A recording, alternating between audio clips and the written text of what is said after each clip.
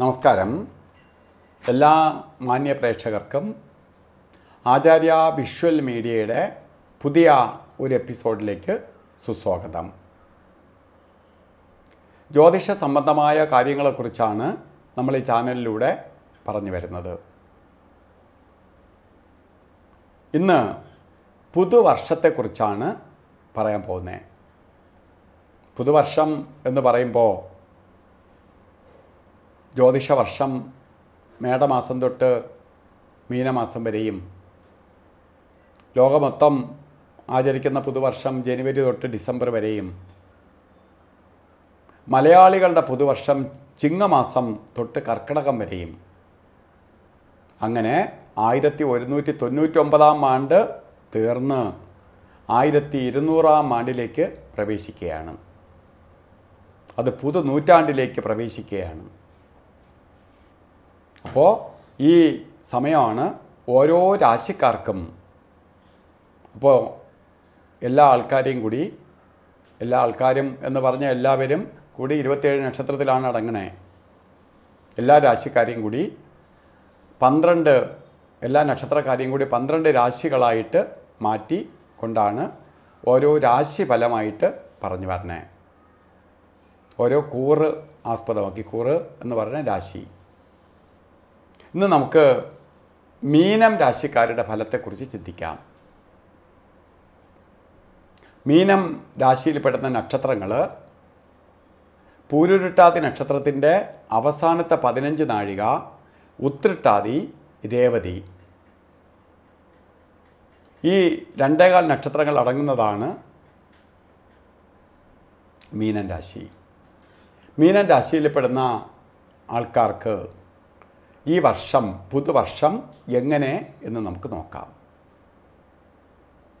ശരിക്ക് പറയുകയാണെങ്കിൽ വളരെ ദോഷപ്രദമായ ഒരു വർഷമാണ്, പുതുവർഷമാണ് നിങ്ങളെ വരവേൽക്കാൻ പോണേ.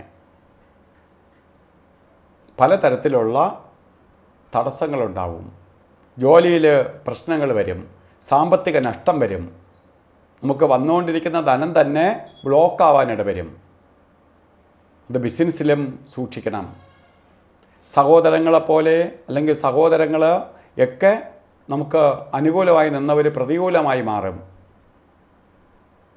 സഹോദര ദുഃഖം അനുഭവിക്കാനിട വരും. സുഹൃത്തുക്കളുടെ വിയോഗം ഉണ്ടാവും. വിയോഗം എന്ന് പറയുമ്പോൾ അവർക്ക് എന്തെങ്കിലും അപകടം വരുമെന്നല്ല, അവർ നമ്മളിൽ നിന്ന് മാറിപ്പോവാം. സഹോദരങ്ങൾ തന്നെ നമുക്ക് ശത്രുവായി മാറാം. അല്ലെങ്കിൽ സഹോദര തുല്യരായിട്ടുള്ളവർ വരെ നമ്മൾ നിന്ന് അകന്നു പോവാം. അതുപോലെ സാമ്പത്തിക നഷ്ടം, അപകടങ്ങൾ, പ്രത്യേകിച്ച് വാഹന ആക്സിഡൻറ്റുകളുണ്ടാവാം, സാമ്പത്തിക ഞെരുക്കം, കാര്യവിഘ്നം, ഇവയൊക്കെ ഉണ്ടാകുന്ന ഒരു കാലഘട്ടമാണ് നിങ്ങൾക്ക്. വളരെ ശ്രദ്ധിക്കണം. മാത്രമല്ല, ജന്മത്തിൽ സർപ്പനും കൂടി നിൽക്കുന്ന അവസ്ഥയാണ്. സർപ്പം കൂടി നിൽക്കുക എന്ന് പറഞ്ഞാൽ അസുഖത്താൽ കഷ്ടപ്പെടും, ശാരീരിക ബുദ്ധിമുട്ടുണ്ടാവും. അതുപോലെ മനസ്സിന് ഒരു സ്വസ്ഥതയും തരത്തില്ല, മനസ്സുഖം കുറയും. മാനസിക അസ്വസ്ഥത, ശാരീരിക അസ്വസ്ഥത, ഇത് രണ്ടും നിങ്ങൾ കൂടുതലായിട്ട് ശ്രദ്ധിക്കണം. ഇപ്പോൾ വളരെ സൂക്ഷിച്ചു പോവേണ്ട കാലഘട്ടമാണ്. അപ്പോൾ ഇങ്ങനത്തെ അവസ്ഥകളെല്ലാം ഉണ്ടാവും എന്ന് ഞാൻ പറഞ്ഞു എങ്കിലും നിങ്ങളെ ജാതകം കൂടി എടുത്ത് പരിശോധിക്കുക. ഈ സമയത്ത് ഗ്രഹങ്ങൾ നിങ്ങൾക്ക് സപ്പോർട്ടീവായി നിൽക്കുകയാണെങ്കിൽ ഇതൊന്നും തന്നെ വരത്തില്ല. ഇതിൽ നിന്നെല്ലാം അതിജീവിച്ച് പോകും. ഒന്നും വരില്ല എന്നല്ല, ദോഷത്തിൻ്റെ കാഠിന്യത്തിൽ നിന്ന് നമുക്ക് അതിജീവിച്ച് പോകാൻ സാധിക്കും. അതുകൊണ്ടാണ് ഈ ജ്യോതിഷപ്രകാരം നമ്മൾ കൂറിനെ ബേസ് ചെയ്ത് പറയുമെങ്കിലും നമുക്ക് പെർമനൻ്റ് എന്ന് പറയുന്നത് നമ്മളെ ജാതകമാണ്. അപ്പോൾ അതും കൂടി നിങ്ങൾ നോക്കിക്കൊള്ളണം. അപ്പോൾ ജാതകപ്രകാരം വളരെ കഷ്ടത ഇല്ലെങ്കിൽ നമുക്ക് ഈ ദോഷത്തിൻ്റെ ഫലങ്ങൾക്ക് കാഠിന്യം കുറയും. ജാതകപ്രകാരവും സമയദോഷവും നിൽക്കുന്ന സമയമാണെങ്കിൽ കഷ്ടത കൂടുതൽ അനുഭവിക്കാനിട വരും. അതുകൊണ്ട് ജാതകം കൂടി ഈ രാശിക്കാർ പരിശോധിച്ച് നോക്കിയിട്ട് വേണം ഓരോ പരിഹാരത്തിലേക്ക് പ്രവേശിക്കാൻ. ഈ വീഡിയോ നിങ്ങൾക്ക് ഇഷ്ടപ്പെട്ടിട്ടുണ്ടെങ്കിൽ നിങ്ങൾ മറ്റുള്ളവർക്ക് കൂടി ഷെയർ ചെയ്ത് കൊടുക്കുക. കാരണം അവരും കഷ്ടപ്പാടിൽ പെടാതെ അവരും പരിഹാരങ്ങൾ ചെയ്ത് രക്ഷ നേടും. അതുപോലെ ചാനൽ സബ്സ്ക്രൈബ് ചെയ്തിട്ടില്ലെങ്കിൽ സബ്സ്ക്രൈബ് ചെയ്യുക. അതിനൊപ്പം ബെൽ ബട്ടണും കൂടി അമർത്തുക. കാരണം എന്തിനാണ് ബെൽ ബട്ടൺ അമർത്താൻ പറയുന്നത്? നമ്മൾ യൂട്യൂബ് ലൈവ് ഒക്കെ ഈ ചാനലിൽ കൂടെ ചെയ്യുന്നുണ്ട്.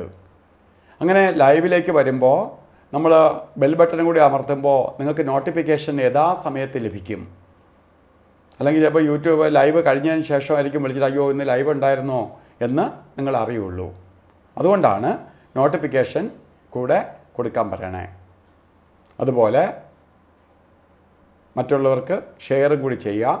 എല്ലാ മീനരാശിക്കാർക്കും കഷ്ടതയുണ്ട് എന്ന് ഞാൻ പറഞ്ഞെങ്കിൽ പോലും അതെല്ലാം ഈശ്വരൻ്റെ സഹായത്താൽ മാറി നിങ്ങൾക്ക് ഈ വർഷം പുതുവർഷം ഐശ്വര്യപ്രദമായി തീരട്ടെ എന്ന് സർവേശ്വരനോട് പ്രാർത്ഥിച്ചുകൊണ്ട് നിർത്തുന്നു.